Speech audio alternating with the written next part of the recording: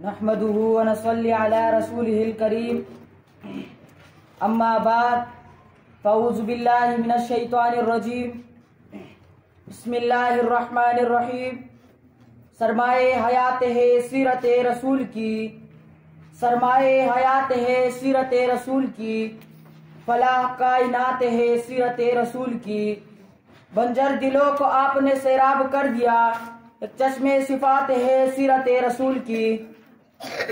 پیارے دوستو السلام علیکم۔ وعلیکم السلام۔ میرا آج کا موضوع ہے سیرت النبی صلی اللہ علیہ وسلم۔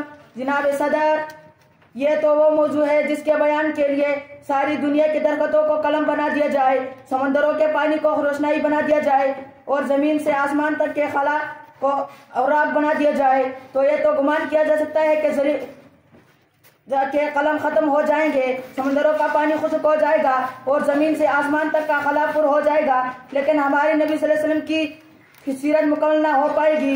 زندگیاں بدل گئی اور قلم ٹوٹ گئے، تیری اصحاب کا ایک باب بھی پورا نہ ہو سکا۔ جناب صدر، یہ ایک مومن کے لیے، ایک مسلمان کے لیے، ایک کلمہ گو کے لیے نبی کریم صلی اللہ علیہ وسلم کی ذات گرام ہر لحاظ سے محور ہے۔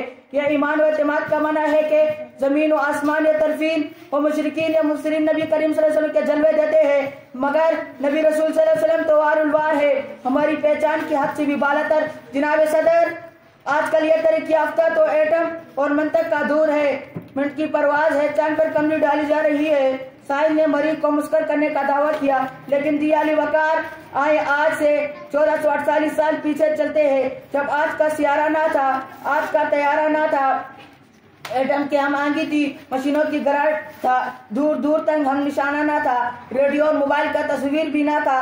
اس وقت آمنہ کی لخت جگر، مکہ کا عظیم آغوش، حلیمہ کی زینت جس کے گھر چولہا نہیں جلتا، پیٹ پر کتر باندھ تھا، لیکن اس نے اپنی تعلیم مقدس سے عرب کو سرفراز فرمایا۔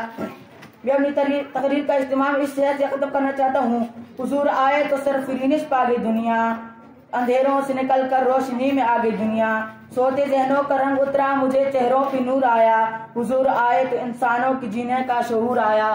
سلام اے آمنہ کی لال، اے محبوب سمانی، سلام فخر اے فخر موجودات، فخر نوح انسانی، سلام اس پر جس نے بے کسوں کی دستگیری کی، سلام اس پر جس نے بادشاہی میں فقیری کی، وما علینا الا البلاغ۔